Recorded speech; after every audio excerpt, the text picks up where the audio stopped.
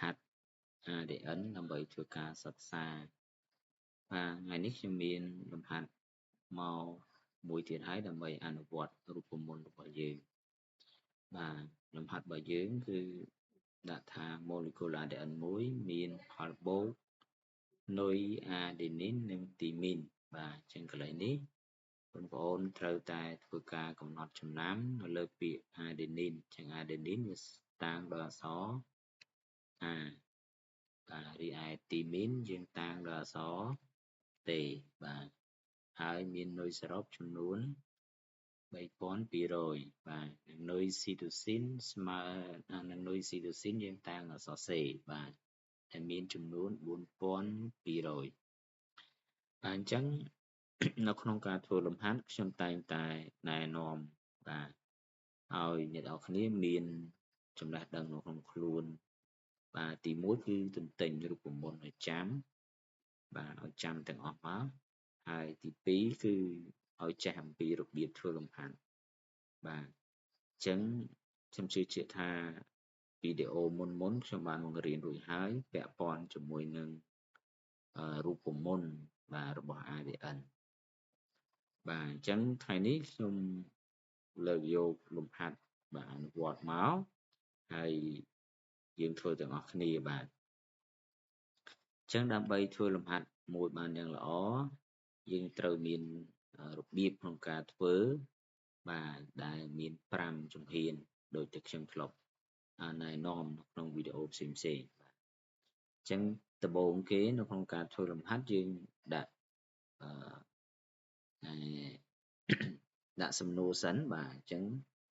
សំណួររបស់គេតើគេសួររកអីបាទអញ្ចឹងយើងដាក់ចម្លើយយើងដាក់មក A បាទនេះអក្សរ A អញ្ចឹងគេរកប្រវែងអញ្ចឹងប្រវែងនៅពេលដែលសំណួរសួររកប្រវែងយើងត្រូវព្យាយាមគិតដល់រូបមន្តហើយតាំងជានិមិត្តសញ្ញាអញ្ចឹងប្រវែងបាទរកប្រវែងបាទអញ្ចឹងប្រវែងវាស្មើនឹងអក្សរ L L នឹង L អីគេបាទដោយសារលំហាត់យើងនិយាយពី ADN អញ្ចឹង L នឹង LAD បាទ LADN បាទអញ្ចឹងនៅក្នុងការធ្វើលំហាត់នៅពេលដែលយើងធ្វើយើងព្យាយាមបាទយើងព្យាយាមរនឹកនៅលើសំណួរបើសំណួរសួររកបាទប្រវែងអញ្ចឹងបងប្អូនត្រូវត្រូវប្រើរូបមន្តប្រវែងណាអញ្ចឹងគិតនៅក្នុងចិត្តទៅប្រវែងវាស្មើរូបមន្តអីបាទអញ្ចឹងឧទាហរណ៍ថាប្រវែងបាទឧទាហរណ៍ថាប្រវែងវាស្មើជាមួយនឹងបាទរូបមន្តមួយវាណាយើងគិតក្នុងចិត្តទេណាមិនមែនទៅសេដាក់ដូចខ្ញុំទេនេះខ្ញុំបញ្យល់អញ្ចឹងប្រវែងវាស្មើនឹង m លើ2គុណនឹង 0.34 បាទនេះយើងគិតអញ្ចឹងបាទដល់ពេលដែលយើងគិតបានហើយក៏យើងចាប់ផ្ដើមមកធ្វើការស្រង់សម្រាប់តើយើងមានដឹងតួ m ដែរឬទេបាទអញ្ចឹងជំហានទីបន្ទាប់ទៀតគឺជំហានបំរាប់បាទអញ្ចឹងបំរាប់យើងស្រង់បំរាប់ដោយយើងអានប្រធាន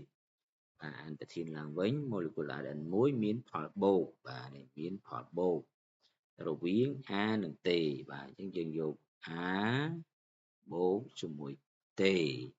រួចហើយស្មើនឹងលេខ3200គិតជានុយបាទអញ្ចឹងនៅពេលដែលយើងបានបាទផលបូកនេះហើយយើងក៏គិតដែរគិតថា A និង T ស្មើគ្នាដែរឬទេបាទដោយវាគោរពទៅតាមគោលការណ៍បំពេញបាសគឺ A ស្មើ T បាទអញ្ចឹងយើងដាក់សេដាក់ចេះតិចទៅដោយ A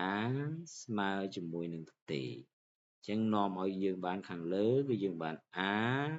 បូកនឹង A កន្លែងនេះយើងអាចដាក់ A បូក A ក៏បាន T បូក T ក៏បានដែរអញ្ចឹងមានន័យថាយើងអាចយក T បូកនឹង T ក៏បានដែរអញ្ចឹងស្មើនឹងលេខគេមកគឺ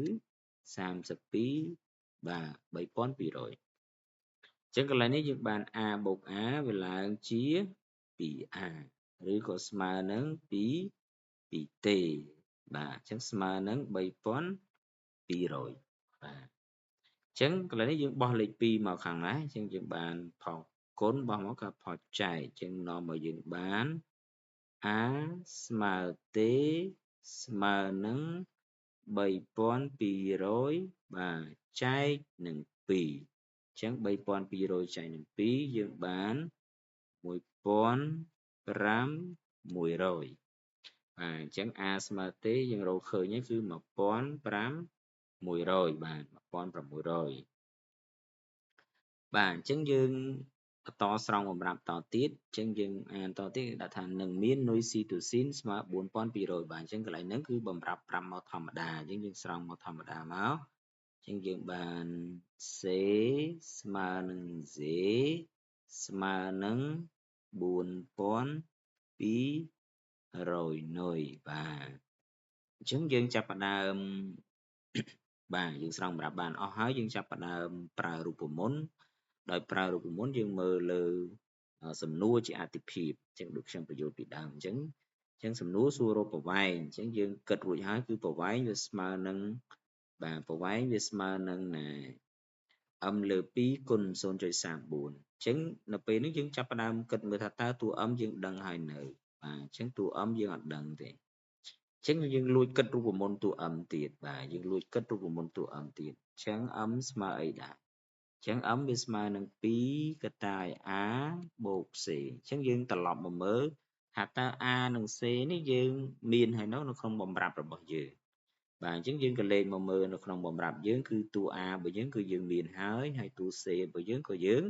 មានរួចដែរអញ្ចឹងយើងអាចអនុវត្តវាបានតាមរយៈទម្រង់រូបមន្តហ្នឹងអញ្ចឹងយើងរកតួ m តាមបាទអញ្ចឹងកន្លែងនេះយើងដាក់ថាតាមបាទគោលការណ៍បាទតាមរយៈគោលការណ៍ហ្នឹងគេឲ្យឈ្មោះថាគោលការណ៍បំពេញ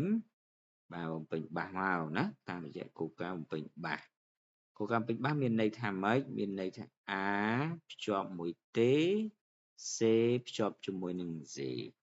បាទមានន័យចឹងមានន័យថា a ភ្ជាប់ទេ c ភ្ជាប់នឹង z អញ្ចឹងយើងទាញបាន a ស្មើជាមួយនឹងទេ ហើយ c ស្មើជាមួយនឹង z អញ្ចឹងនៅពេលបានចឹងយើងដាក់ថាតាមរូបមន្តបាទតាមរូបមន្តបាទតាមរូបមន្តយើងមាន m ស្មើ2កតាឲ្យ a បូក c អញ្ចឹងយើងចាប់ផ្ដើមជំនួសចូលមកអញ្ចឹងយើងបានស្មើនឹង2តួ a យើងជួសដោយ1600បាទអញ្ចឹង1600បូកជាមួយនឹងតួ c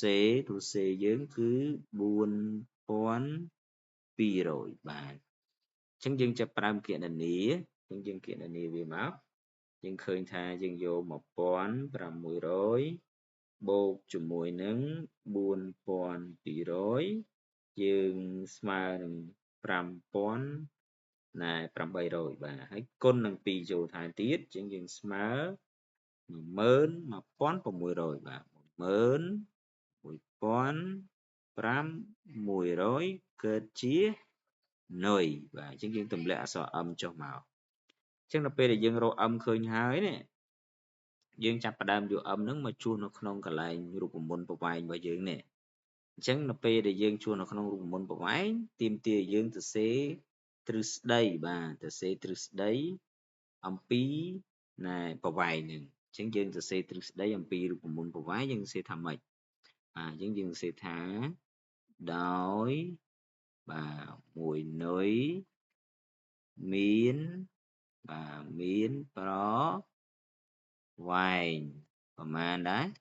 0.34 ណាណូម៉ែត្រហើយADN បាទ ADN ជាអីគេបាទជា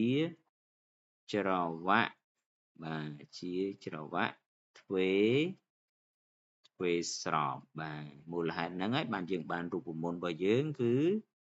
បាទដែលយើងបានរូបមន្តរបស់យើងគឺប្រវែង ADN យើងស្មើនឹង m ចែកនឹង2នេះដោយសារវាទ្វេស្របបានយើងចែកនឹង2 ហើយយើងយកទៅគុណនឹង 0.34 ហ្នឹងដោយសារតែនៅក្នុងមួយនុយរបស់វាហ្នឹងមានប្រវែង 0.34 អញ្ចឹងយើងចាប់ផ្ដើមយកតម្លៃ m ដែលយើងបានដឹងនេះបាទយើងបានដឹងនេះយកមកជួសនៅក្នុងរូបមន្តដែលយើងនេះមកបាទអញ្ចឹងយើងបាន 11600 យើងចែកនឹង 2 ហើយគុណនឹង 0.34 បាទអញ្ចឹងយើងបាន 11600 បាទចែកនឹង 2 យើងស្មើនឹង 5800 ហើយយកទៅគុណនឹង 0.34 អញ្ចឹងយើងនឹងស្មើ 1000 បាទអញ្ចឹងយើងស្មើ 1972 បាទអញ្ចឹងຂະຫນាតវាគិតជា nm គឺ nanomet អញ្ចឹងយើងតម្លាក់ដូចពីមុនតម្លាក់និមិត្តសញ្ញាមកប្រវែង ADN ស្មើប៉ុណ្ណាអញ្ចឹងយើងចាប់ផ្ដើមមើលថាតើយើងដល់ចម្លើយយើងនៅបាទអញ្ចឹងដោយសារសំណួរសួររកប្រវែងឥឡូវយើងរកឃើញហើយអញ្ចឹងនៅពេលដែលយើងរកឃើញយើងបញ្ចប់ដោយប្រើពាក្យថាម៉េចបាទអញ្ចឹងយើងបញ្ចប់ដោយប្រើពាក្យថាដូចនេះបាទអញ្ចឹងដូចនេះប្រវែង ADN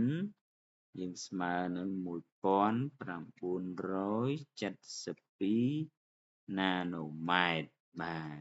អញ្ចឹងនេះជាការអនុវត្តលំហាត់រូបពុំមុនមួយទៀតហើយសម្រាប់ចែករំលែកទៅដល់បងប្អូនទាំងអស់គ្នាបាទអញ្ចឹងសូមអរគុណសូមបញ្ចប់ត្រឹមប៉ុណ្ណឹងហើយសូមបងប្អូនព្យាយាមបាទធ្វើដោយខ្លួនឯងនិងបាទជួយ share បន្តទៀតដើម្បីឲ្យបងប្អូនដទៃទៀតបានទទួលនៅចំណេះដឹងទាំងអស់នេះបាទសូមជម្រាបលា